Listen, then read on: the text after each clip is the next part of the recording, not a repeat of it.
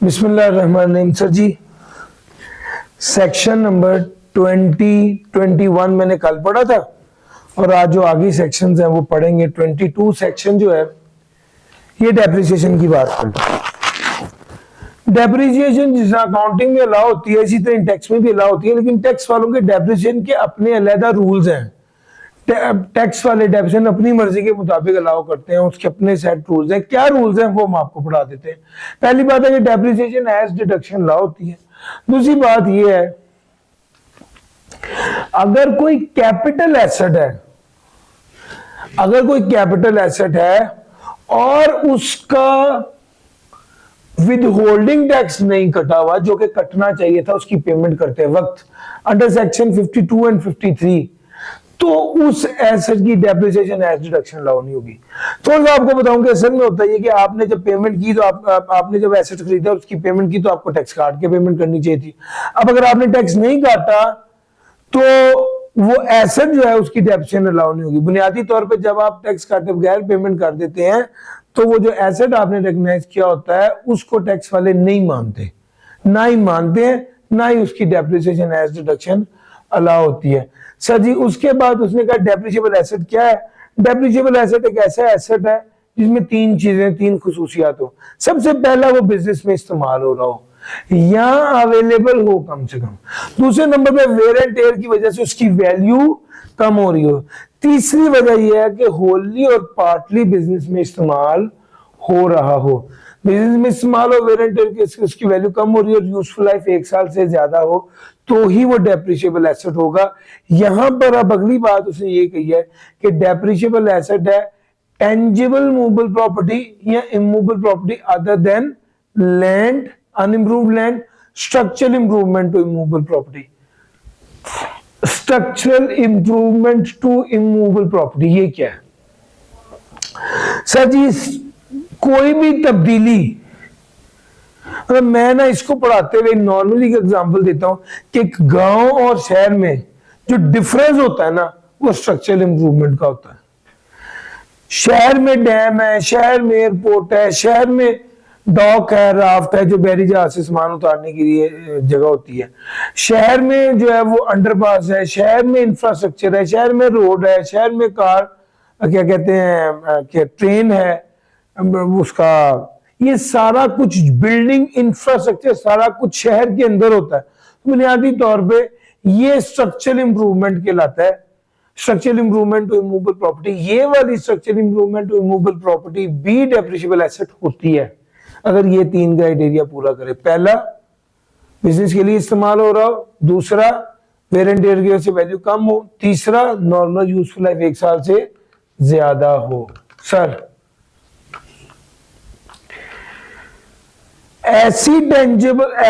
ऐसा खर्चा जो टेंजिबल मूवेबल प्रॉपर्टी पर किया गया हो या इमूवेबल प्रॉपर्टी पर किया गया हो जो एज डिडक्शन अलाउ था। सारी बात, अगर वो खर्चा इनकम में से माइनस हो गया तो फिर डेप्रिसिएशन तो अलाउ। जब वो खर्चा पूरा 100 का 100 ही माइनस हो गया तो फिर 20 रुपए की डेप्रिसिएशन 20% तो माइनस करने की इजाजत नहीं होगी। अच्छा, अब अगली बात है ये काम की है। सर वो कहता है अगर आपने इस्लामिक बैंक के साथ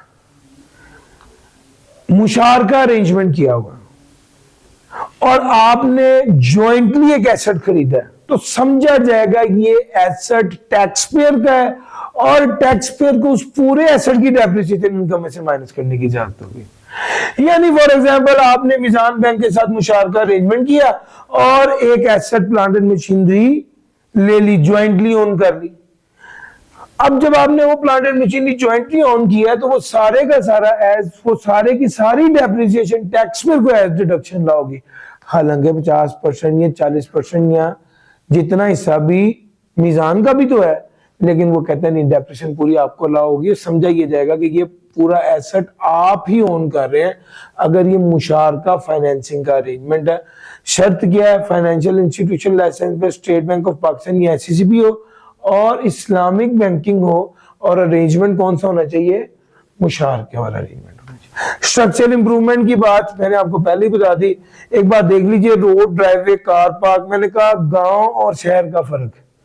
जब आप अपने ज़हन में इमेजिनेशन से काम लेंगे ना, तो जो शहर में आपको इंप्रूवमेंट नजर आएगी ना, वो सारी स्ट्रक्चर इंप्रूवमेंट होगी, चाहे वो रोड हो, चाहे बिल्डिंग हो, चाहे ड्राइवे हो, या चाहे कार पार्क हो, रेलवे लाइन हो, पाइपलाइन हो, bridge, tunnel, airport, runway, canal, dock, raft, retaining wall, fence, power lines, water और सीवरेज पाइप, ड्रेनेज, लैंडस्केप और dam. Depreciation shall be allowed on the WDV of the asset at the beginning of the year. Sir जी, अब अगली बात, depreciation का तरीकेकार। Sir, tax में depreciation पूरे साल की होती है। टैक्स में डेप्रिसिएशन पूरे साल की ही होती है। जिस साल खरीदा पूरी डेप्रिसिएशन, जिस साल बेचा कोई डेप्रिसिएशन नहीं। मेथड क्या है? स्ट्रेट लाइन नहीं है, सिर्फ डब्ल्यूडीवी। मेथड क्या है? स्ट्रेट लाइन नहीं है, सिर्फ डब्ल्यूडीवी। डेप्रिसिएशन अलाउ होगी WDV of the asset at the beginning of the year.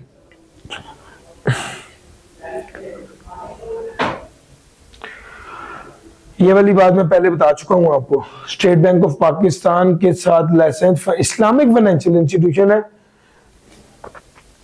उसने मुशारका अरेंजमेंट से आपने उसके साथ कोई एसेट ज्वाइंटली ओन किया टैक्स पेयर ने और उस इदारे ने, तो समझा जाएगा ये वाला एसेट होली किसका है?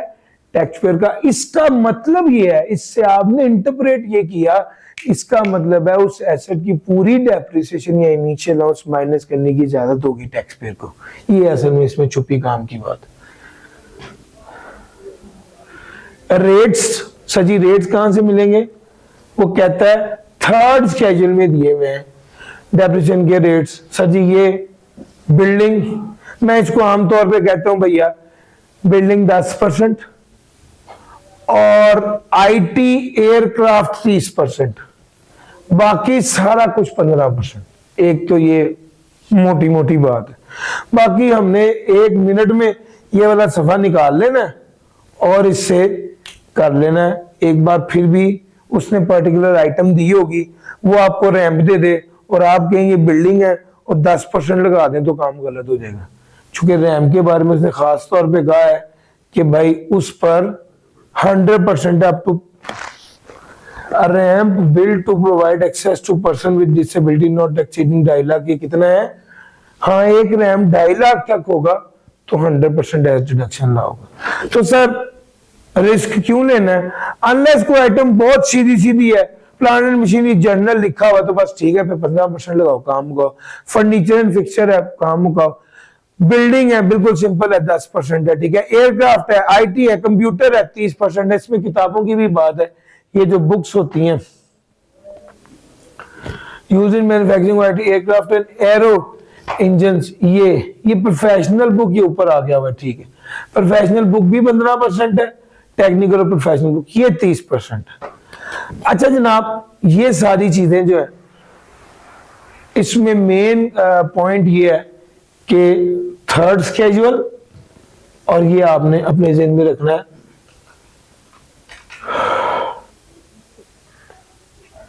आपको इसका एड्रेस पता होगा, 1 मिनट लगेगा। जनरल हो तो जाने की भी जरूरत नहीं है, वहीं पे ही आपको पता होगा। स्पेसिफिक हो, क्लिक करें, वहां पर जाएं और जरूर करें। Subject to subsection 3, the depreciation deduction shall calculate using the rate specified in part 1 of third schedule against the WDV at the beginning of the year। वो कहता है सबसेक्शन 3 के मुताबिक डेप्रिसिएशन डिडक्शन को कैलकुलेट किया जाएगा यूजिंग द रेट, आपको बता दिया, WDV जो उसके साल की शुरू में होगी उस पर। फिर उसके बाद उसने अगली बात देखी, proportional basis. Depreciation is allowed on proportional basis. ये बड़ी ध्यान से सुनने वाली बात है। 3 बातें हैं, मैं तीनों भी कर देता हूं, अगली 2 बातें वैसे अगले सब सेक्शन में आनी थी, लेकिन आप इकट्ठे कर देता हूं। सर जी, वो मैप के जरिए मैं समझाता हूं। सर जी, प्रोपोर्शनल बेसिस का मतलब ये है, आसान अल्फाज में बताऊं तो जितने % एसेट बिजनेस के लिए इस्तेमाल हो रहा है उतने % डेप्रिसिएशन अलाउ होगी। तो जनाब कोई बिल्डिंग है, 1 मिलियन की उसकी कॉस्ट है, डेप्रिसिएशन 10% के हिसाब से 1 लाख है। 60% एसेट बिजनेस में इस्तेमाल हो रहा है, 40% एसेट बिजनेस में इस्तेमाल नहीं हो रहा, तो जितने % एसेट बिजनेस में इस्तेमाल हो रहा है उतने % डेप्रिसिएशन एज डिडक्शन लाओगे। क्लियर? बात नंबर 2, ये आगे आ रहा है, मैं आज को भी बता रहा हूं। सर जी WDV ऐसे कैलकुलेट करेंगे जैसे ये एसेट होली फॉर बिजनेस इस्तेमाल हो रहा था, यानी 1 साल गुजरने के बाद WDV जब निकालेंगे तो पूरी डेप्रिसिएशन माइनस करेंगे, सिर्फ वो माइनस नहीं करेंगे जितनी बिजनेस में से डिडक्शन अलाउ थी। इसका मतलब ये अगले साल की WDV 9 लाख होगी, और जिसका मतलब ये है कि अगले साल की डेप्रिसिएशन भी 90,000 होगी। WDV है ना, WDV मेथड है। अब जितने परसेंट एसेट बिजनेस में इस्तेमाल हो रहा है उतनी परसेंट डिडक्शन लाओ, अगर जितने एसेट बिजनेस में इस्तेमाल नहीं हो रहा उतने परसेंट डेप्रिसिएशन लाओ नहीं होगी। ये बात भी समझ गए। तीसरी बात ये कि अगर बाद में ये एसेट बेच दिया तो WDV कैसे निकालेंगे। अगर आपने बाद में ये एसेट 9,80,000 रुपए का बेच दिया तो WDV कैसे निकालेंगे। आप WDV में 1 मिलियन में से लेस कर देंगे, WDV में 1 मिलियन में से लेस कर देंगे, 1,01,000 और 90,000, 1 मिलियन में से लेस कर देंगे 1,01,000 और 90,001। WDV में से लेस कर देंगे। आपने WDV निकाली, सॉरी कॉस्ट में से आपने डेप्रिसिएशन लेस कर दी, WDV निकल आई, सॉरी। अब WDV में आपने ऐड कर दिया डेप्रिसिएशन नॉट अलाउड, ऐड क्या कर दिया, डेप्रिसिएशन नॉट अलाउड। अब गौर करना, 2 साल गुजर चुके थे, ये तीसरा साल था, आपका ये एसेट कितने का बिका, 9,80,000 रुपए का। आपने WDV कैसे निकाली, कॉस्ट में से पहले साल की डेप्रिसिएशन भी लेस कर दी, दूसरे साल की डेप्रिसिएशन भी लेस कर दी, ये निकल आई आपकी WDV। आप इसमें ऐड कर देंगे वो वाली डेप्रिसिएशन जो एज डिडक्शन अलाउ नहीं थी, 40 + 30 तो ये कितना हो गया, 76 हो गया। यार मेरा पॉइंट समझ आ रहा है, ये ऐड कर देंगे तो आपका निकलेगा एक्चुअल में WDV जिस for the purpose of calculating gain and loss, फिर आपका गेन निकलेगा। अब मेरी बात पर जरा ध्यान से गौर करना, देखो मैंने उसकी WDV को बढ़ाया है उस अमाउंट से जितनी अमाउंट से मैंने डेप्रिसिएशन माइनस करने की इजाजत नहीं दी थी। तो WDV बढ़ाने का मतलब है मैंने असल में उसके गेन को उसका इंपैक्ट दिया, इतनी अमाउंट से उसका गेन कम हो गया। गेन कम होने का मतलब है टैक्स कम हो गया। पॉइंट समझ आ रहा है। जितने परसेंट एसेट बिजनेस में इस्तेमाल नहीं हो रहा उतने परसेंट डेप्रिसिएशन आपने डिस्पोजल के वक्त ऐड बैक कर देनी है ताकि उतना गेन कम हो जाए और आपको उतना टैक्स कम देना पड़े। सिंपल, समझ गए। ये इसकी रीजन और लॉजिक है। सर 3 बातें थी, तीनों बातें बता दी, एक बार दोहराऊंगा और आगे निकल जाऊंगा। बात नंबर 1, जितने परसेंट एसेट बिजनेस में इस्तेमाल हो रहा है उतने परसेंट डेप्रिसिएशन चार्ज करें। बात नंबर 2, WDV ऐसे कैलकुलेट करें जैसे ये एसेट ओनली फॉर बिजनेस इस्तेमाल हो रहा है। बात number 3, disposal proceed, WDV at the time of disposal आपने जब निकालनी है तो WDV में ऐड कर देनी है डेप्रिसिएशन नॉट अलाउड। और मुश्किल तो नहीं लग रहा, WDV में ऐड कर देना है डेप्रिसिएशन नॉट अलाउड। 1 2 3, ये 3 बातें होगी सर। आगे चलता हूं सर मैं।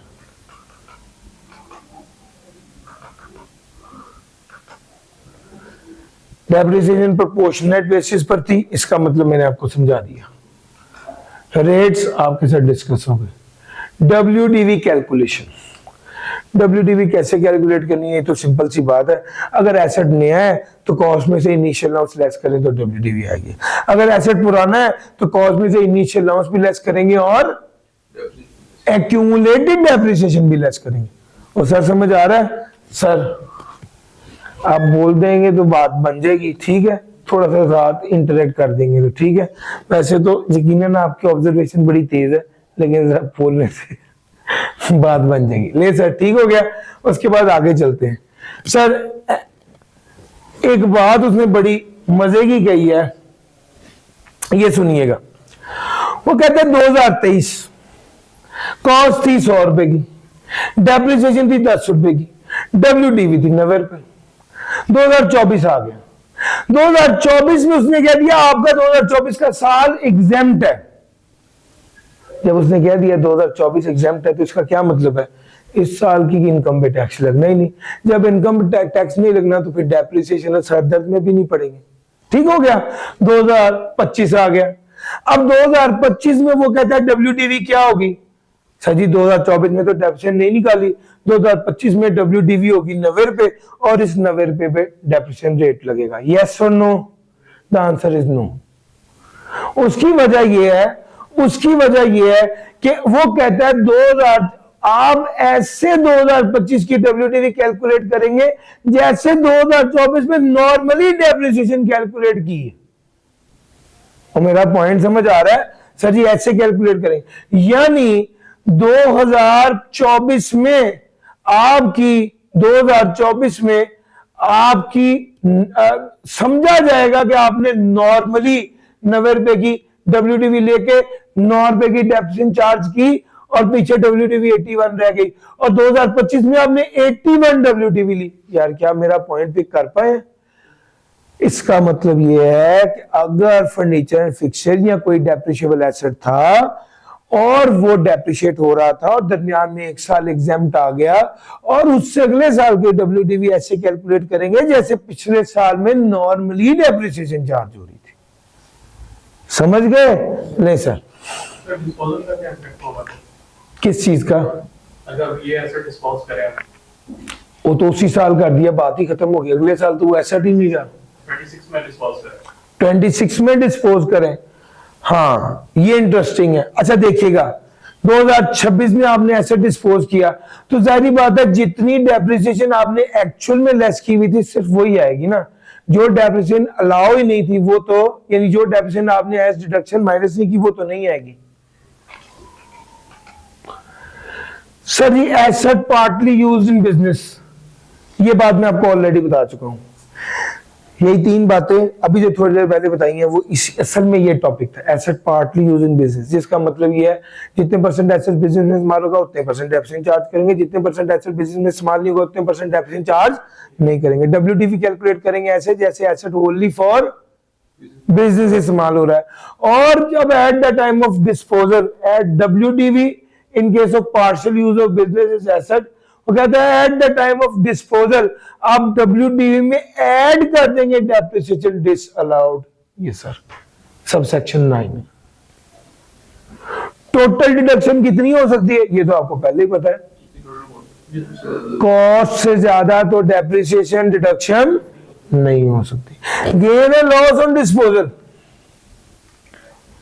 और ये भी बिल्कुल सिंपल बात है, सेल प्रोसीड में से डब्ल्यूडीवी लेस करें, गेन आया तो इनकम, सेल प्रोसीड में से डब्ल्यूडीवी लेस करें, लॉ नेगेटिव आ गया तो एज डिडक्शन अलाउ। वो कहता है अगर गेन आया तो इनकम होगी और अगर लॉस आ गया तो एज डिडक्शन अलाउ होगी। सर ये सब सेक्शन 8 है। किसी जंप वाले केस में तो एज डिडक्शन है वो कैश प्रॉपर्टी की तुमने सारा में के लिए क्या चीज? अगर प्लांट की डेप्रिसिएशन की और मेरी इनकम ही एग्जाम्प्ट होगी, इनकम ही एग्जाम्प्ट हो गई तो वो डेप्रिसिएशन कैलकुलेट होके नहीं जाएगी कैश प्रॉपर्टी। सर डेप्रिसिएशन अगले, वो तो लॉस के केस की आप बात कर रहे हैं। ये डेप्रिसिएशन के केस की बात है। डेप्रिसिएशन तो साथ आप माइनस कर ही रहे हैं ना, यानी आप कह रहे हैं क्यूमुलेटेड डेप्रिसिएशन में वो तो सर डेप्रिसिएशन आपने माइनस की नहीं तो कैसे क्यूमुलेट करेंगे? सर जी अब अगली बात देखिएगा, डेप्रिसिएशन ऑफ लीज्ड एसेट। मैंने लीज की सारी स्टोरी आपके साथ डिस्कस कर दी थी, लेकिन एक बार डिस्कशन दोबारा हो जाए तो मौके के हिसाब से यही बेहतर है कि एक बार दोबारा बता दूं। सर जी लीज्ड एसेट की बात की थी, टैक्स के मुताबिक लीज एसेट का मालिक कौन होता है? लेसर होता है। मैंने गाड़ी किस्तों पर ली, मैंने गाड़ी किस्तों पर ली, यार एक मिनट ठहरो, फिर अब जब बात चल ही पड़ी है तो फिर एक बार बता देता हूं।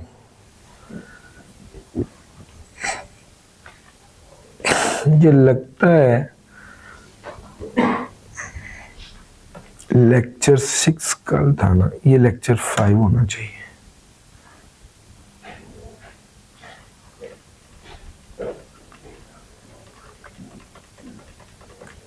ये सर क्या ये वाली बात हुई थी पहले आपसे?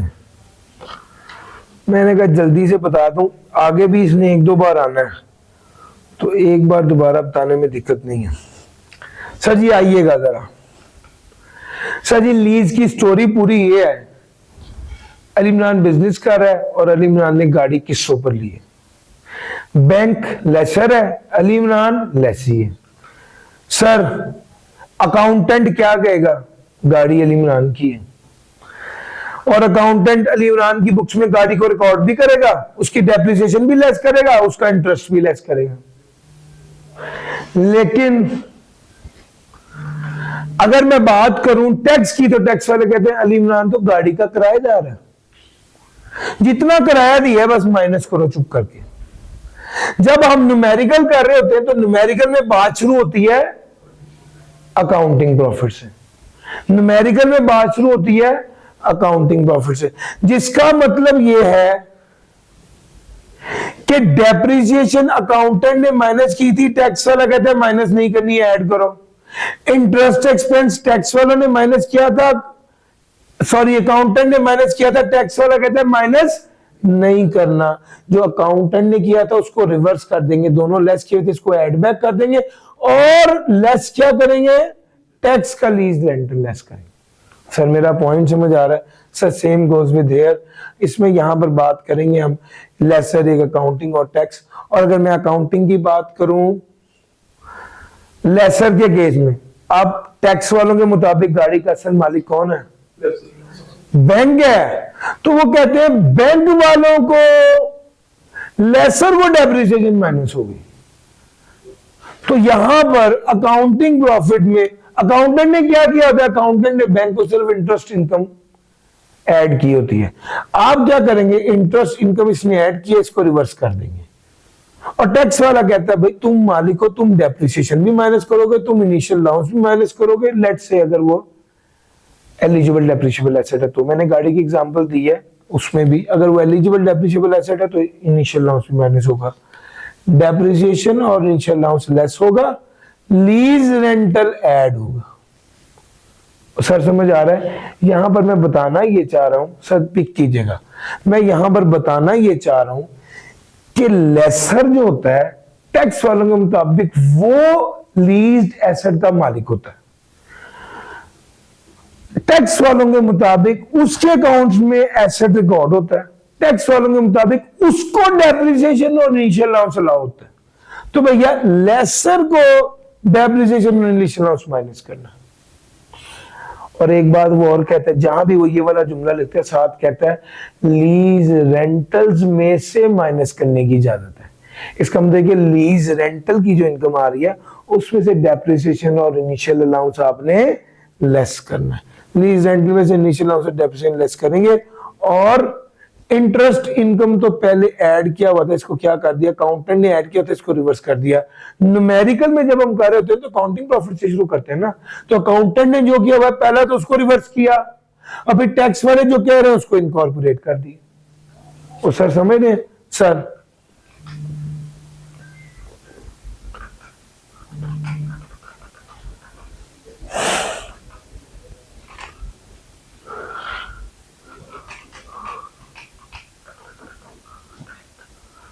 सर जी बात क्या पिक हो गई है? Yes sir, yes. ये स्लाइड आपके पास है ऑलरेडी, इसको आप देख सकते हैं। इसको मैंने बंद किया। मैं तो बात करता करता असल में इसलिए यहां पे आया था, भैया लीज एसेट की जब भी बात होगी उसका सारा केस मैंने एक बार ही डिस्कस कर दिया था। अकाउंटेंट क्या कर रहा होता है, लेसी के केस में अकाउंटेंट क्या कर रहा होता है, टैक्स वाला क्या करता है, और न्यूमेरिकल में क्या करना है। लेसर के केस में अकाउंटेंट क्या कर रहा होता है, टैक्स वाला क्या कहता है, और न्यूमेरिकल क्या करना है। यार मेरा पॉइंट समझ आ रहा है? ये सब कुछ मैंने कवर किया है। सर जी लीज एसेट की डेप्रिसिएशन किसको अलाउ होती है? लेसर को अलाउ होती है। लीज रेंटल्स में से डेप्रिसिएशन माइनस होती है। Sir ji any asset owned by leasing company और इन्वेस्टमेंट बैंक और मुदारबा कंपनी और स्केड्यूल बैंक और DFI and is leased to another person, the asset is treated as used in leasing company or investment bank or मुदारबा company और scheduled bank और DFI, develop finance institution. Sir ji, asset owned by the leasing company हो या investment हो या मुदारबा हो। अच्छा, ये वाली बात हमने पढ़ी कि भैया जब ये वाले इदारे, जो लीजिंग कंपनी है, ये इन्वेस्टमेंट है, ये मुदारबा, ये स्केड्यूलिंग है, DFI है, और ये किसी दूसरे को ये एसेट लीज कर रहे हैं, उससे जो पैसा कमाएंगे वो इनकम फ्रॉम बिजनेस में जाएगा, पहली बात। दूसरे नंबर पे इस पैसे में से ये वाली डेप्रिसिएशन एज डिडक्शन ला होगी। क्यों?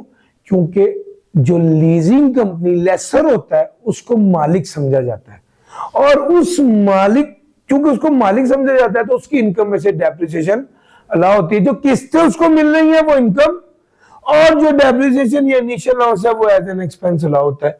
ये वाली बात उसने कही, क्योंकि वो ये बात कहता है कि ये जो लेसर होता है, समझा ये जाता है कि जब ये गाड़ी किसी को किस्तों पर देता है ना, तो समझा जाता है कि ये लेसर खुद गाड़ी इस्तेमाल कर रहा है, वो इससे फायदा उठा रहा है, तो जो किस्तें मिल रही हैं वो इनकम, और ये जो उसकी डेप्रिसिएशन या इनिशियल लॉस है ये माइनस होता है। उसने कहा ऐसा समझा जाएगा कि ये इदारा खुद यूज कर रही है एसेट। सब सेक्शन 13 था ये। यार ये जितनी अब तक मैंने बातें की ना, प्लीज एक बार पढ़ें, अगली तीनों बातें बड़ी कीमती हैं जी। सर जी, एक कॉन्सेप्ट है टैक्स में व्हीकल्स के लिए, एक होता है व्हीकल प्लाइंग फॉर हायर और एक होता है vehicle not plying for hire. ये क्या होता है sir? Sir, vehicle plying for hire का मतलब है ऐसी व्हीकल जो किसी इदारे के लिए प्लांट एंड मशीनरी की हैसियत रखती है और रेवेन्यू जनरेट करती है, और नॉट प्लाइंग फॉर हायर का मतलब ऐसी व्हीकल जो रेवेन्यू जनरेट नहीं करती। फॉर एग्जाम्पल, डेवो वालों के लिए, TCS वालों के लिए, ट्रांसपोर्टेशन कंपनी वालों के लिए व्हीकल प्लाइंग फॉर हायर है, लेकिन जो रेवेन्यू जनरेट नहीं करता, जैसे SBI अपने बच्चों को पिक एंड ड्रॉप की सर्विस देता है, उनके लिए व्हीकल प्लाइंग फॉर हायर नहीं है।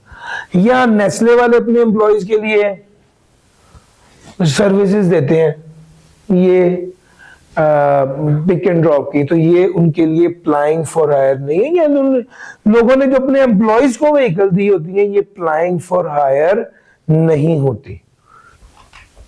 अब इससे होगा क्या अगर प्लाइंग फॉर हायर है या नहीं, जरा देखिएगा। असल गेम ये है कि जो व्हीकल प्लाइंग फॉर हायर है उस पर तो कोई कानूनी जवाबित एक्स्ट्रा नहीं है, लेकिन जो vehicle not plying for hire है उसके बारे में उसने कहा है इसकी मैक्सिमम अलाउड कॉस्ट कितनी है? 7.5 मिलियन। 7.5 मिलियन, जिसका मतलब ये है मैक्सिमम अलाउड कॉस्ट 7.5 मिलियन का मतलब ये है कि भैया ज्यादा से ज्यादा डेप्रिसिएशन जो लॉ होगी वो 7.5 मिलियन पर होगी। अगर आपने 10 मिलियन की व्हीकल खरीदी, अकाउंटेंट 15% के हिसाब से कितनी डेप्रिसिएशन लेगा? 1.5 मिलियन। टैक्स वाला कहेगा भाई हम तो 15% को मानते ही नहीं, सॉरी हम तो 10 मिलियन को मानते ही नहीं, हमारे मुताबिक मैक्सिमम वैल्यू क्या हो सकती है? 7.5 मिलियन। तो वो डेप्रिसिएशन कितने पे लेगा?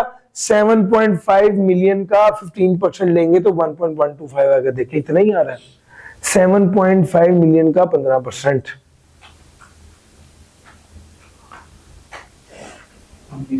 इतना ही आ रहा है। इसका मतलब यह है कि एक इदारे ने अपने एम्प्लॉय को गाड़ी लेके दी, वो गाड़ी 1 करोड़ रुपए की थी, टैक्स वालों ने, अकाउंटेंट ने कहा ठीक है करोड़ रुपए की गाड़ी है, 15% के हिसाब से डेप्रिसिएशन 15 लाख। टैक्स वाले कहते हैं नहीं, हमारे मुताबिक गाड़ी की मैक्सिमम वैल्यू क्या हो सकती है? 75 लाख। उसमें डेप्रिसिएशन कितनी होगी? 15% के हिसाब से 1.125। अगर आप न्यूमेरिकल कर रहे होंगे तो क्या कर रहे होंगे? अकाउंटिंग प्रॉफिट से वर्किंग शुरू करेंगे। अकाउंटिंग प्रॉफिट में से अकाउंटिंग डेप्रिसिएशन पहले ही लेस हुई होगी, तो पहले तो आप इसको रिवर्स करके ऐड करेंगे और फिर टैक्स के मुताबिक जो डेप्रिसिएशन है उसको लेस करेंगे। समझ आ गया सर? इस तरह से एडजस्टमेंट करनी होती है पेपर में। अच्छा, दूसरी बात, पहले तक तो यहां तक तो बात ठीक थी कि टैक्स वालों ने कहा 75 लाख से ज्यादा गाड़ी की वैल्यू हो ही नहीं सकती, हम नहीं मानते। हमने कहा ठीक है। अब गाड़ी आपने खरीदी 1 करोड़ रुपए की और बेच दी 90 लाख रुपए की। अब जब आपने गाड़ी बेची 90 लाख रुपए की, तो अब टैक्स वालों का क्या, जो कि 75 लाख से ऊपर की गाड़ी को मान ही नहीं रहे थे, अब जब आपने 90 लाख की बेच दी तो फिर क्या होगा, फिर टैक्स वालों का क्या बनेगा। तो भाई अब जरा देखिएगा, अगर cost of vehicle not applying for hire is greater than 7.5 million, cost of vehicle not applying for hire is greater than 7.5 million. पहली बात तो ये है कि गाड़ी हो, नॉट अप्लाइंग फॉर हायर हो, और उसकी वैल्यू 7.5 मिलियन से ज्यादा हो, और आपने उसको बेच दिया हो, ठीक हो, आपने उसको बेच दिया हो, तो सेल प्रोसीड कैसे निकालेंगे, allowed over actual multiply by cell proceed, allowed over actual multiply by cell proceed. Cost कैसे निकालेंगे, एज्यूमिंग के 7.5 million was the actual cost, वो कहता है इस तरह से गेन लॉस निकालेंगे। आए जरा मेरे साथ। सर जी आपने गाड़ी खरीदी, एक्चुअल कॉस्ट क्या थी, 10 मिलियन की, एक्चुअल कॉस्ट थी 10 मिलियन की। सेल प्रोसीड क्या थी, आफ्टर 2 इयर्स सेल प्रोसीड थी 9 मिलियन, ठीक हो गया। अब ये हो गई, अब वो कहता है गेन लॉस निकाले, वो कहता है अगर ये वाला सीन हो रहा है तो सबसे पहले तो टैक्स, सबसे पहले तो हम आप सेल प्रोसीड की बात करेंगे। अगर cost of vehicle not applying for hire is greater than 7.5 million, तो फिर हम सेल प्रोसीड कैसे निकालेंगे, अलाउड कॉस्ट कितनी है 7.5, एक्चुअल कॉस्ट कितनी है 10, allowed over actual multiply by disposal proceed कितनी है 9। जी बताइएगा आंसर। 9 का 75% कितना होता है, 6.75। सर ये सेल प्रोसीड निकले, वो कहते हैं कॉस्ट आप ऐसे निकालें जैसे, कॉस्ट आप ऐसे निकालें जैसे आपने खरीदी 7.5 मिलियन की थी, तो कॉस्ट हो गई 7.5 मिलियन। डेप्रिसिएशन ईयर वन की डेप्रिसिएशन कितनी होगी सर, 7.5 का ले लेना 15%, अभी निकाला है 1.125। ईयर 2 की डेप्रिसिएशन कितनी होगी, 7.5 का माइनस 1.125 का 15%। जी भाई बताइएगा। 0.956, ठीक हो गया। लो सर यहां पर आपकी WDV निकल आएगी 7.5 माइनस 1.125 माइनस 0.956, बताइएगा 5.42 कर दूं। सर जी कॉस्ट आपने ऐसे निकालनी है, 2 साल बाद बेची थी तो जिस साल खरीदी वो साल और उस अगले साल की डेप्रिसिएशन ली है, जिस साल बेची है उस साल की डेप्रिसिएशन नहीं लेनी। सर जी मुझे आंसर बताते, गेन लॉस कितना आया, 3.5।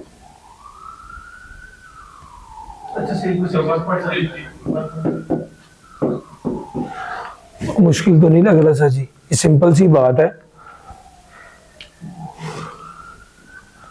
एक एग्जांपल और कर दूं कि बात पिक कर ली आपने, काफी है, चलो आओ।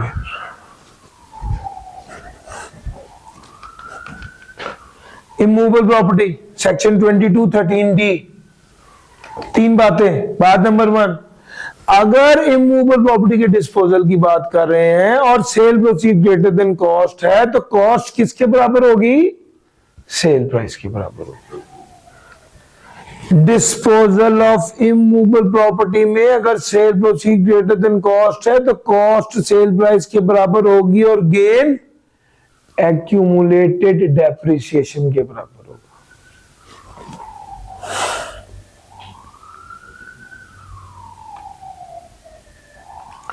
डिस्पोजल ऑफ इमूवेबल प्रॉपर्टी में sale proceed greater than cost होगी, तो cost equal to sale price और गेन एक्यूमुलेटेड डेप्रिसिएशन के बराबर होगा। ये बात यहां पर रुक गई। एग्जाम्पल लीजिए, a company purchase an asset for 12 million and dispose of it after 3 years for 9.5 million. Calculate gain or loss on the disposal of asset. Assume करेंगे ये वाला एसेट इमूवेबल प्रॉपर्टी है जी।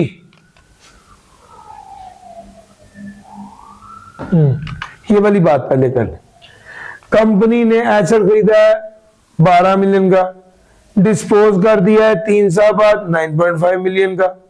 Calculate gain and loss on the disposal of assets. 1 minute की बात है, कर दे sir कि मैं कर दूं। एक तो एग्जीक्यूटिव को पढ़ाना जो है ना वो थोड़ा सा मुश्किल हो जाता है, वो सोचते हैं सर खुद ही करेंगे बस, ठीक है। Sir ji, the company purchase an asset for 12 million, cost क्या थी 12 मिलियन, सेल प्रोसीड क्या थी 9.5। जी मुझे जरा बताइएगा कितनी साल बाद बेचा है? 3 साल बाद, ईयर 1, ईयर 2, ईयर 3, 3 साल बाद बेचा, 3 साल की डेप्शन ले लें। पहले साल की अगर इमूवेबल प्रॉपर्टी है तो 1.2, दूसरे साल 1.08, तीसरा साल 1.53। देखिएगा सर 1.5 नहीं ना हो सकता मेरे दोस्त। सर पहला 1.8 है, पहला आपने जो लिया फर्स्ट ईयर का इसका 10% ही लिया मैंने। इमूवेबल प्रॉपर्टी है ना, प्रॉपर्टी है। इमूवेबल प्रॉपर्टी है जी। तीसरे का क्या बना? 0.97 जी सर।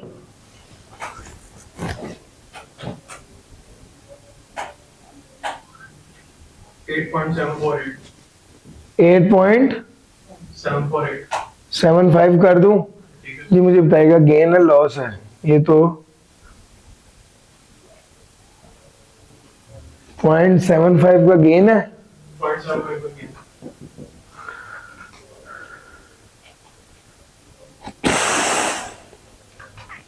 इसमें कोई खास बात थी नहीं थी, तो सिंपल था। हाँ, इसलिए मैंने आपको पहले कराया ये कि यार ये नॉर्मल रेगुलेशन है, तो अब इसको तब्दील कर देते हैं। आपने एसेट को बेचा 18 मिलियन का, आपने एसेट को बेचा 18 मिलियन का जी। अब बताएं क्या होगा?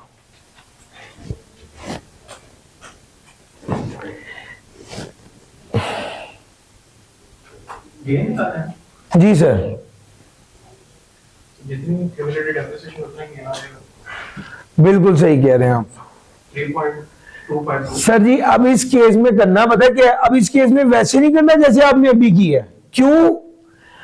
आपकी एक्यूमुलेटेड डेप्रिसिएशन तो वैसी ही रहेगी, लेकिन आपने सेल प्रोसीड को किससे रिप्लेस कर देना है? कॉस्ट को किससे रिप्लेस कर देना है? Sale proceeds. यही तो पढ़ाया आपको मैंने। अगर sale proceed greater than cost है, अगर sale proceed greater than cost है तो फिर कॉस्ट को सेल प्रोसीड के बराबर कर दो। आपकी WDV क्या आएगी? 1.18 माइनस 1.2 माइनस 1.08 माइनस 0.97 जी।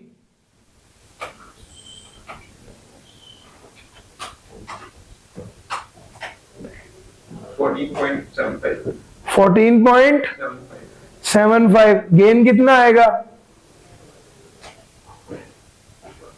3.25।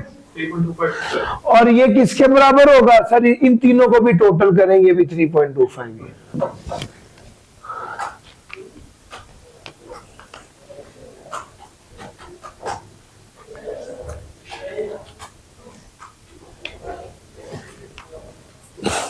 जी सर, डन है सर। सर जी, सर जी डन है, समझ आ रही है? बस ये वाली बात, निचोड़ ये 4 स्टेप्स में लिख दिया मैंने। अगर इमूवेबल प्रॉपर्टी को बेचा, cell proceed greater than cost है, तो कॉस्ट को सेल प्राइस के बराबर ले लेंगे, कॉस्ट को सेल प्राइस के बराबर ले लेंगे, जिसका मतलब यह है कि गेन एक्यूमुलेटेड डेप्रिसिएशन के बराबर निकलेगा। और ये बात इधर से लॉजिकली समझ भी आती है कि यार जब आपने कॉस्ट ही सेल प्राइस के बराबर ले ली तो जितने से ये वैल्यू कम होगी उतने का ही गेन आना, सिंपल। तो वो ये वाली बात करे, ये कब है? जब इमूवेबल प्रॉपर्टी थी और cell proceed greater than cost थी, ये दोनों शर्तें पूरी हो जाए तब आपने कॉस्ट को किसके बराबर ले लेना है? सेल प्राइस के, और गेन किसके बराबर आ जाएगा? एक्यूमुलेटेड। सर जी बात पिक हो गई है? सर जी नहीं सर, आगे चलते हैं। लो सर अगली बात सुन लीजिए, सब सेक्शन 14 है, बड़ी सिंपल बात है, बिल्कुल इसके करीब करीब की बात है। अगर डेप्रिशिएबल एसेट को एक्सपोर्ट किया, अगर डेप्रिशिएबल एसेट को एक्सपोर्ट किया तो सेल प्रोसीड को कॉस्ट के बराबर लेंगे। अब इससे पहले हमने क्या किया? अगर इमूवेबल प्रॉपर्टी को डिस्पोज किया है और cell proceed greater than cost थी तो हमने कॉस्ट को सेल प्रोसीड के बराबर लिए। सर स्टेप 1 डेप्रिशिएबल एसेट है, स्टेप 2 इसको एक्सपोर्ट किया है, स्टेप 3 सेल प्राइस को किसके बराबर ले लेंगे? कॉस्ट के बराबर ले लेंगे। स्टेप 4 गेन किसके बराबर निकलेगा? एक्यूमुलेटेड डेप्रिसिएशन के बराबर निकलेगा। लो सर, हाँ ये नहीं बताऊंगा, मैं आपको बताऊंगा 5.8 होना चाहिए यहां पे। सर जी ये 5.8 है आपके सामने, इसको जरा करते हैं।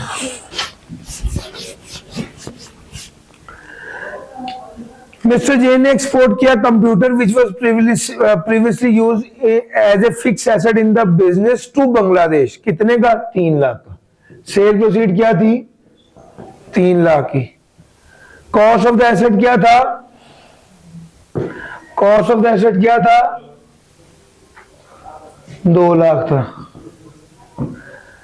Sir ji WDV at the time of disposal, WDV at the time of disposal, अगर वो मुझे कॉस्ट और WDV दे रहा है तो मैं एक्यूमुलेटेड डेप्रिसिएशन निकाल सकता हूं ना? तो कॉस्ट में से WDV लेस कर दें, एक्यूमुलेटेड डेप्रिसिएशन कितनी आ गई? 180 की। अब ये मैंने सारा सवाल प्लेस कर दिया। सवाल ये है कि डेप्रिशिएबल एसेट था, एक्सपोर्ट हो रहा था, तो सेल प्राइस को किसके बराबर लेंगे? कॉस्ट के बराबर लेंगे। WDV कितनी आई? 20,000। गेन कितना आया? 1,80,000। किसके बराबर? एक्यूमुलेटेड डेप्रिसिएशन के बराबर। एक बात कहूं, अगर डेप्रिशिएबल एसेट को एक्सपोर्ट करने की बात करें तो हमने सेल वैल्यू को तब्दील करना है, और अगर इमूवेबल प्रॉपर्टी की बात करें तो हमने कॉस्ट को तब्दील करना है, कॉस्ट को तब्दील करना है। इमूवेबल प्रॉपर्टी को बेचा, cell proceed greater than cost थी, तो क्या तब्दील करना है? कॉस्ट को तब्दील करना। सर मेरे साथ चल रहे हैं, कॉस्ट को तब्दील करना है। और अगर डेप्रिशिएबल एसेट की बात करूं जिसको एक्सपोर्ट किया तो सेल प्रोसीड को तब्दील करना है। बस ये वाली बात अपने ज़हन में रखिएगा। सर मैं डेप्रिशिएबल एसेट का पूरा सेक्शन नंबर 22 पढ़ा चुका हूं, जल्दी से देख लें, 3 मिनट आपके पास है, फिर उसके बाद मैं आगे चलता हूँ, इनिशियल लॉस की बात करता हूँ। सर जी 2 से 3 बार आप इसको पढ़ेंगे ना दिमाग की आंखों से। दिल की आंखों में जज्बात होते हैं, दिमाग की आंखें बड़ी तेज होती हैं। आपने दिमाग की आंखों से इसको जब 3 बार पढ़ लिया, जिसका मतलब है कि जब आप अल्फाज पढ़े थे तो आपके जेहन में बैक एंड पे ये स्टोरी और ये बातें थी, तो यकीन माने आप बहुत तेजी से थ्रू करने लग जाएंगे और आपको फौरी तौर पे थोड़ा सा पढ़ के समझा, अच्छा इस सेक्शन में ये था, इस सेक्शन में ये था, इस सेक्शन में ये था। ये वाली तेजी पैदा करनी है अपने अंदर। आप पॉइंट समझ आ रहा है सर? ये वाली तेजी पैदा किए बगैर पेपर में अगर आप उस सेक्शन तक खुदा न खास्ता पहुंच गए जो उसने सवाल पूछा हुआ है और आपके अंदर ये वाली तेजी नहीं है, तो सर आप तो आराम से बैठ के उसको पढ़ेंगे बिस्मिल्लाहिर्रहमानिर्रहीम उसको स्लो स्लो पढ़ने लग जाएंगे। जब तक आपके दिमाग में उस सेक्शन का क्रक्स आएगा ना, तो आप टोटल 3 सवाल ही करेंगे। ये तो उस बच्चे की गेम है जिस बच्चे ने 2 बार 4 बार सारा पढ़ने के बाद, समझने के बाद 2 बार 3 से 4 बार पढ़ा हुआ है, जो बहुत तेजी से उसकी आंखें बड़ी तेजी से स्कैन करती हैं। अच्छा ये वाला सेक्शन है, ये वाली बात नहीं, इसमें ये वाली बात की, ठीक हो गया, फौरन उसको नोट करेगा, काम करेगा। समझना आ जाए, उसको समझना आ जाए, और एक बार समझने के बाद 2 से 3 बार उसको आज पढ़ना है, ताकि वो आप थ्रू हो जाए। अच्छा इसमें ये बातें लिखी, इसमें ये बातें लिखी।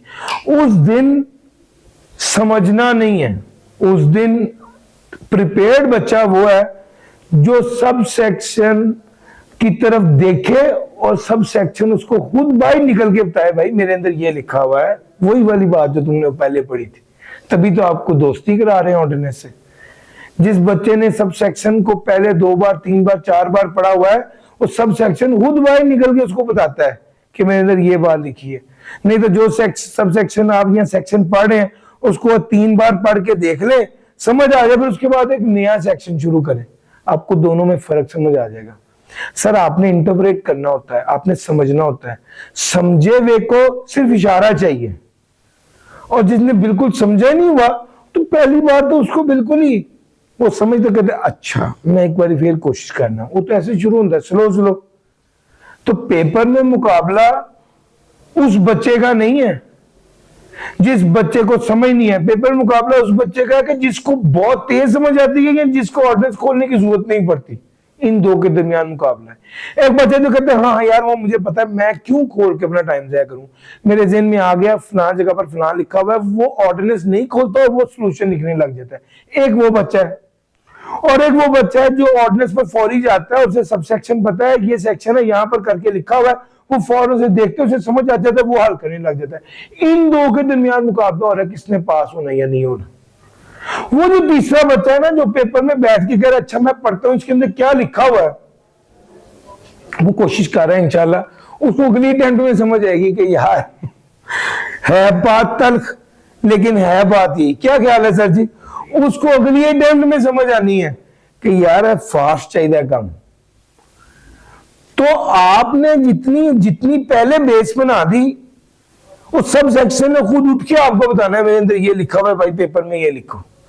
या आपके दिमाग में है, उस सब सेक्शन तक जाने की जरूरत ही नहीं है, आप उसे लिख दें।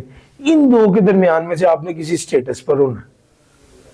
वो वाला बच्चा जो पढ़कर देख रहा है कि इसमें क्या लिखा हुआ है, वो पेपर में एनवायरमेंट में नहीं वो चल सकता। और पेपर का अपना प्रेशर होता है यार, आप जितने भी प्रो हो गए हैं, पेपर का अपना प्रेशर तो होता है ना। वो आपको बहरहाल वो आप टांग पे टांग रख के जो पढ़ते हैं और चीजों को समझते हैं, उस मोड में तो आप नहीं होते पेपर में।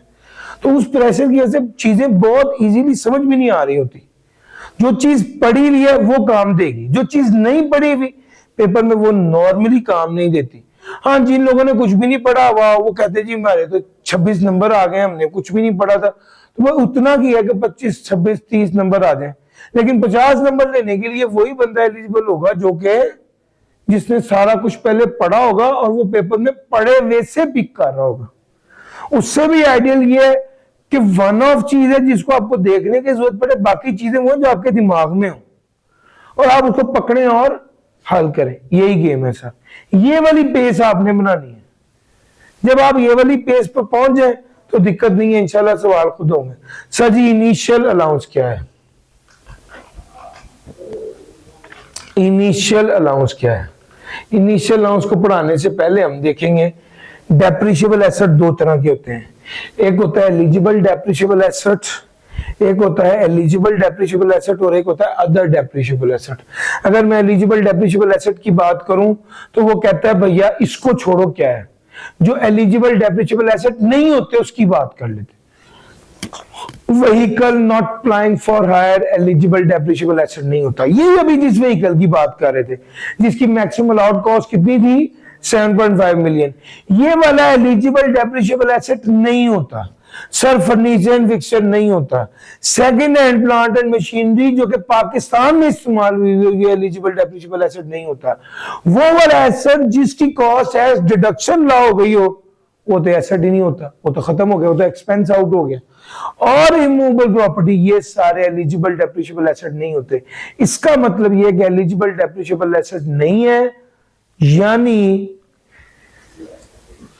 जो एलिजिबल डेप्रिशिएबल एसेट है उस पर इनिशियल अलाउंस मिलेगा, जो एलिजिबल डेप्रिशिएबल एसेट नहीं है उस पर इनिशियल अलाउंस नहीं मिलेगा। एलिजिबल कहते हैं अहल को, याद रख लें, जो के इनिशियल अलाउंस के अहल है उसको एलिजिबल डेप्रिशिएबल एसेट कहते हैं। जो के इनिशियल अलाउंस के लिए अहल नहीं है उसे अदर डेप्रिशिएबल एसेट कहते हैं।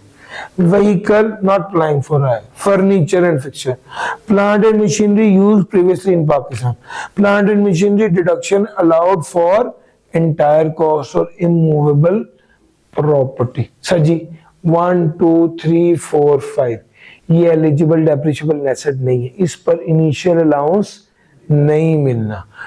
सर इनिशियल अलाउंस कितना मिलना होता है? 25%। किसको? ऐसे एसेट को जो कि एलिजिबल डेप्रिशिएबल है। सर क्या second hand plant and machinery eligible depreciable asset है? द आंसर इज देखना पड़ेगा क्या वो इस्तेमाल पहले पाकिस्तान में हुई है या क्या वो इस्तेमाल पहले बाहर हुई है। अगर जापान से second hand plant and machinery मंगवाई है तो वो एलिजिबल डेप्रिशिएबल एसेट है, और अगर सियालकोट से मंगवाई है तो एलिजिबल डेप्रिशिएबल एसेट नहीं।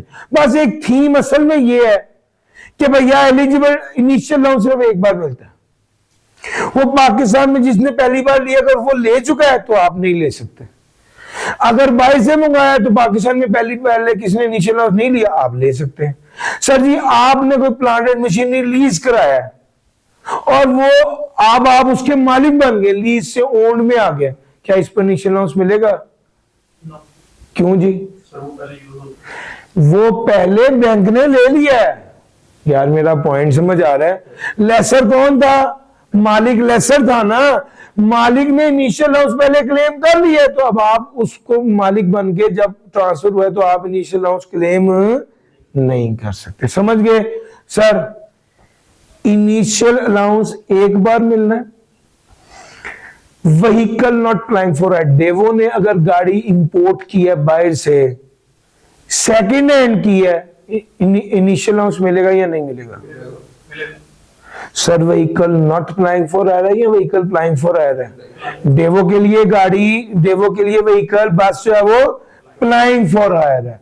दूसरा उसने सेकंड हैंड इंपोर्ट की है, कोई मसला नहीं। पाकिस्तान अगर डेवो ने इस्लामाबाद से कोई बस सेकंड हैंड खरीदी है तो इनिशियल अलाउंस नहीं मिलेगा, क्योंकि पहले इनिशियल अलाउंस मिल गया। डेवो ने जापान से मंगाई है तो इनिशियल अलाउंस मिलेगा, क्योंकि वो एलिजिबल डेप्रिशिएबल एसेट है, बिकॉज ना वो vehicle not applying for hire भी नहीं है और दूसरे नंबर पे पाकिस्तान में इस्तेमाल नहीं हुई। समझ गए? अच्छा एसबीआई वालों ने फॉर एग्जाम्पल इंपोर्ट की है एक बस, नई बस इंपोर्ट की है, क्या इनिशियल अलाउंस मिलेगा? क्यों जी? Not applying for. सर समझ गए?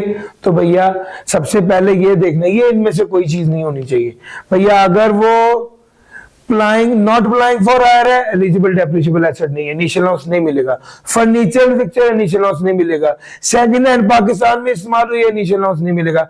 Plant and machinery deduction allowed for entire cost है, अगर सब कुछ पहले ही माइनस हो गया तो इनिशियल अलाउंस का था, वो तो सारा माइनस ही हो गया, नहीं मिलेगा। इमूवेबल प्रॉपर्टी पर भी इनिशियल अलाउंस नहीं मिलेगा। सर यहां तक आप बात पिक कर गए। तो भाई the rate of initial allowance under section 23, sir जी कितने परसेंट मिलता है? 25% मिलता है। अंडर सेक्शन 23B जो है वो 90% आएगी, बात तो फिर डिस्कस करेंगे। अभी इस वक्त ये है, अभी तक मैं आपको क्या बता चुका? एलिजिबल डेप्रिशिएबल एसेट क्या है ये बता चुका। अगली बात क्या बता चुका? इनिशियल अलाउंस क्या है, 25% मिलेगा कॉस्ट के ऊपर, ये बता चुका। तीसरी बात है कब मिलेगा?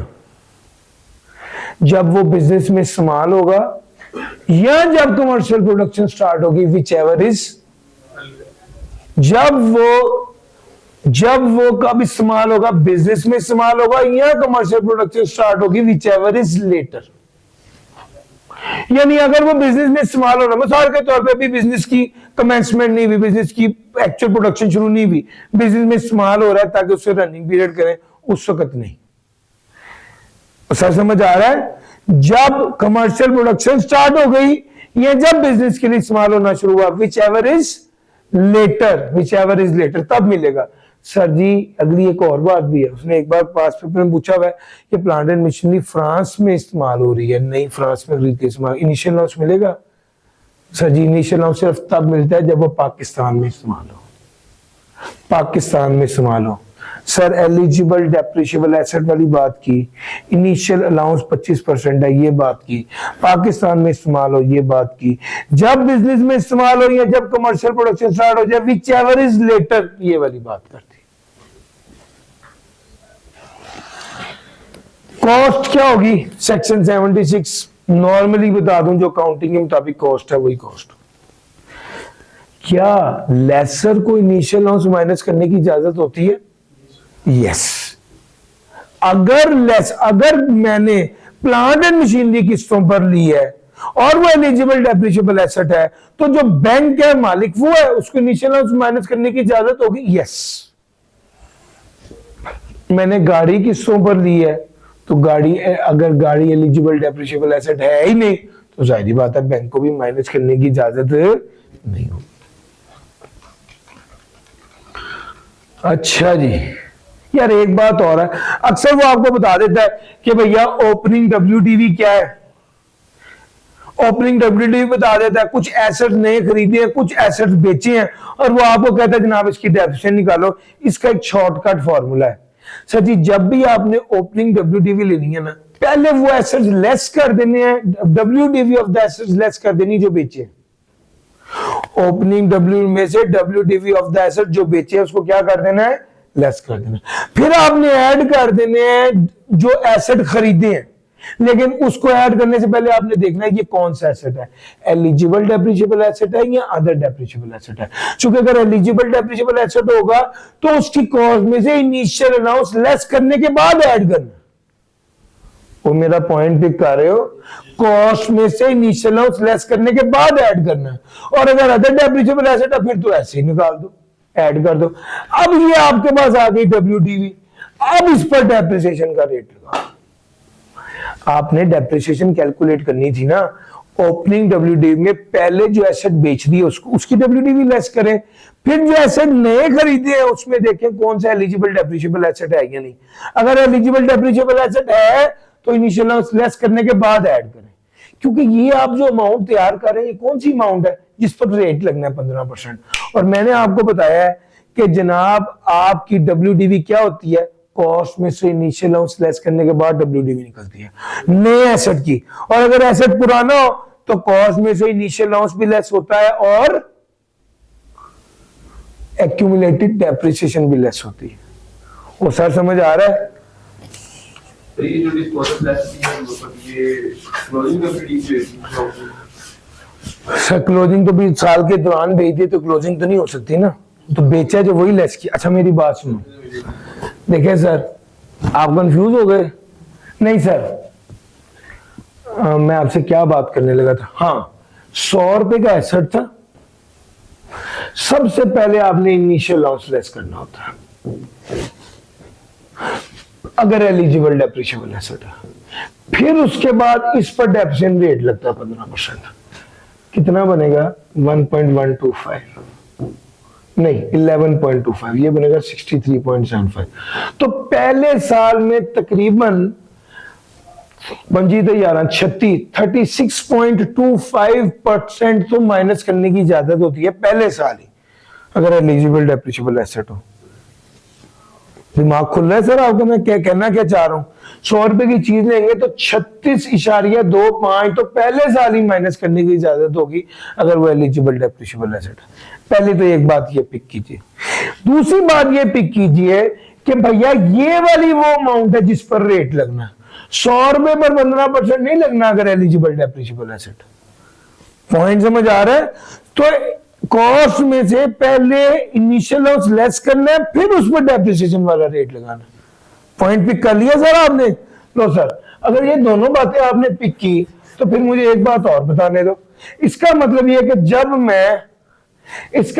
जब मैं WTV की बात करूं और वो मुझे पिछले साल की क्लोजिंग WTV दे, जिसको मैं कहूं कि ये ओपनिंग WTV है, मैं यहां से वर्किंग शुरू करूं और वो मुझे इस साल बताए कि आपने इतने रुपए की WTV वाले एसेट बेच दिए हैं, तो पहले मैं उसको लेस करूं। यानी मैं पहले क्या लेस करूंगा? डिस्पोजल। WTV लेनी है और वो फिर मुझे बताया आपने एसेट्स खरीदे हैं नए। अब जाहिर बात है नए खरीदे तो उसकी तो WTV वो नहीं देगा। हम देखेंगे नए एसेट कौन से हैं, एलिजिबल डेप्रिशिएबल एसेट है या अदर डेप्रिशिएबल एसेट। अगर एलिजिबल डेप्रिशिएबल एसेट है तो इनिशियल अलाउंस लेस करने के बाद जो अमाउंट आएगी वो ऐड करेंगे यहाँ पे। यार मेरा पॉइंट पिक करें, क्योंकि मैंने या अगर अदर डेप्रिशिएबल एसेट है तो वो वैसे लिख देंगे। भैया ये सब मैं इसलिए कर रहा हूं क्योंकि मैंने जो फाइनल फिगर निकालनी है इस पर डेप्रिसिएशन रेट अप्लाई करना है ताकि मैं इस साल की डेप्रिसिएशन निकाल सकूं। वो थीम समझ आ रही है? तो इसको इस तरीके से ध्यान में रखिएगा ताकि गलती ना हो डेप्रिसिएशन निकालते वक्त। समझ गए? E6 जरूर कर लीजिएगा। E5 जो है मैंने 2-3 करवाए हैं, उसको जल्दी से 7-8 मिनट में इंशाल्लाह वो सारे हो जाएंगे, मैक्स 10 मिनट में हो जाएंगे, लेकिन आप कर लेंगे तो आपका जरा आप क्लैरिटी आ जाएगी आपको। अच्छा जी, मैंने सेक्शन 23 आपको करा दिया और सेक्शन 2 में इंपॉर्टेंट डेफिनेशन दिया इंडस्ट्रियल अंडरटेकिंग की। चलो जी, ये भी करा दूं, ये भी करा देते हैं सर।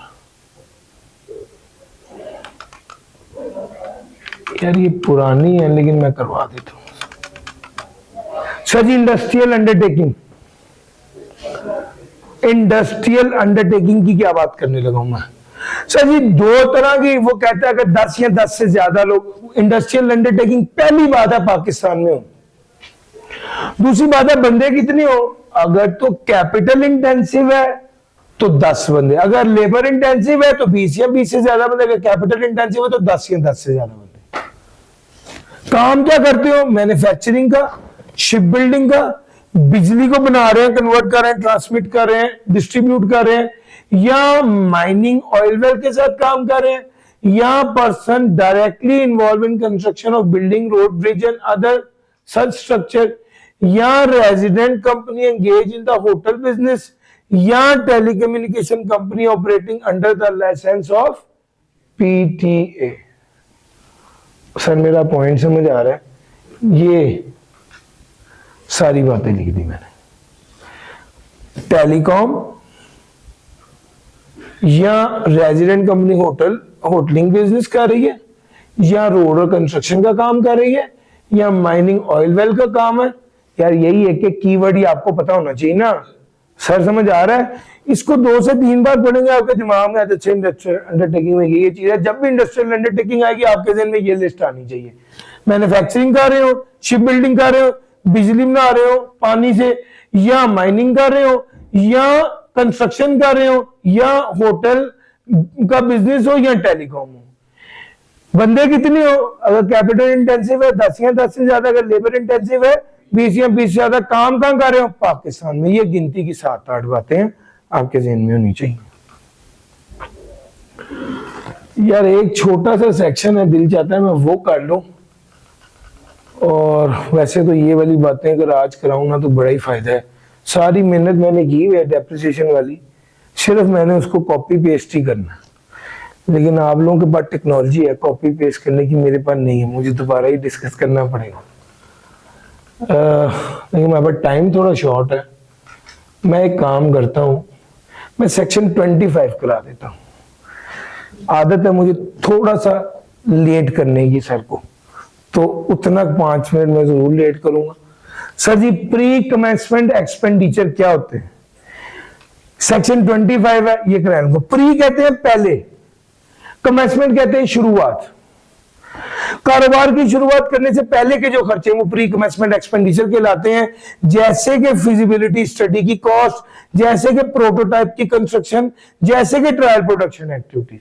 3 बातें कह दी। फिजिबिलिटी स्टडी, बिजनेस करना या नहीं करना, प्रोटोटाइप मॉडल जो बनाया आपने कारोबार शुरू करने से पहले, और ट्रायल प्रोडक्शन है कि अभी मशीन रनिंग में है। जो खर्चा आया ये प्री कमेंसमेंट है, ये खर्चा सारा इनकम में से माइनस नहीं होता। इसका क्या हो जाता है, ये स्लो ओवर द पीरियड 5 सालों में 20% स्ट्रेट लाइन बेसिस पर माइनस होता है। लेकिन प्री कमेंसमेंट एक्सपेंडिचर में अगर मैंने को प्लॉट खरीदा है तो वो आएगा नहीं भैया, वो किस में आएगा, वो तो दूसरे एसेट में आएगा। अगर कोई इंटेंजिबल खरीदा है वो आएगा भैया, वो कहता है प्री कमेंसमेंट एक्सपेंडिचर्स में लैंड एक्वायर किया है, कोई डेप्रिसिएबल एसेट एक्वायर किया है, कोई इंटेंजिबल एक्वायर किया, वो शामिल नहीं है। उसके अलावा कारोबार शुरू होने से पहले खर्चा किया था फिजिबिलिटी स्टडी का, प्रोटोटाइप मॉडल बनाने का, या ट्रायल प्रोडक्शन एक्टिविटीज का। ये वाला जो खर्चा आपने होल ईयर एक्सक्लूसिव बिजनेस के लिए किया, इसे प्री कमेंसमेंट एक्सपेंडिचर कहा जाएगा। और ये पूरा माइनस करने की इजाजत नहीं है, ये पूरा माइनस नहीं होगा, बल्कि 20% स्ट्रेट लाइन बेसिस पर माइनस होगा। इसने आगे बताया भी है 20% स्ट्रेट लाइन बेसिस पर माइनस होगा। अच्छा जी, दूसरी बात सर जी यहां पर बताता हूं, 100 रुपए का खर्चा आपने किया था, 20% स्ट्रेट लाइन का मतलब है 4 और 5, यही मतलब है। इस तरह माइनस, क्या 6 बार माइनस हो सकता है? नहीं भैया, जाहिर बात है, तो जितनी कॉस्ट है उससे ज्यादा तो माइनस नहीं होगा। और ये बात कहता है टोटल डिडक्शन जो है वो ओरिजिनल कॉस्ट से ज्यादा तो माइनस नहीं हो सकती। और अगर ये पूरा पहले ही माइनस हो गया तो फिर ये सारा 20 वाला मजाक तो क्या हो गया, खत्म हो गया। सर ये 3 बातें इसने लिखी हैं सेक्शन 25 में। वो कहता है no deduction shall be allowed, अगर पूरी डिडक्शन पहले ही माइनस करने की इजाजत होगी। दूसरा, total deduction can not be more than total deduction allowed in taxation and all previous taxes in respect of the amount of pre-commencement shall not exceed the amount of total expenditure. Total से ज्यादा नहीं होगा। और उसने कहा जी third schedule part 3, इसका screenshot मैंने आपके साथ शेयर कर दिया। यार मुश्किल तो नहीं लग रहा, ये मैंने आपको पढ़ाया है, कुछ बातें आगे आनी थी मगर आज मैं यहां पे रोक रहा हूं। गर्चे मैं जो टारगेट लेकर आया था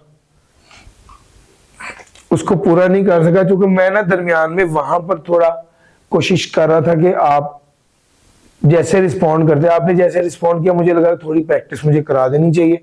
मेरा ख्याल है वो ज्यादा इंपॉर्टेंट था, दिक्कत नहीं है, इंशाल्लाह अगली बार कर लेंगे। अब हमने कौन कौन से सेक्शन आज कवर किए हैं,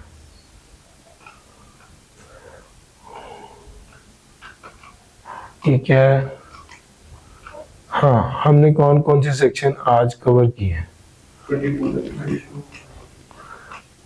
सर जी मुझे थोड़ा सा बताते हैं, मैं अगर यहां पर लिखूं तो सेक्शन तो वैसे ज्यादा नहीं बन रहे।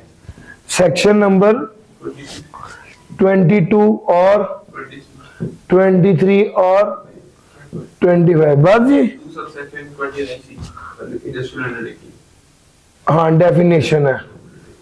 सेक्शन 2 सब सेक्शन 29 से डन हो गया सर जी। ये हमारी आज की परफॉर्मेंस है। इंशाल्लाह कल आगे देखेंगे। कोशिश ये है कि कोई चीज छूटे ना, सारी चीजें कराऊं और जो डिटेल है मेरी मैक्सिमम उसके साथ डिस्कस करूं। थैंक यू जी, अल्लाह हाफिज।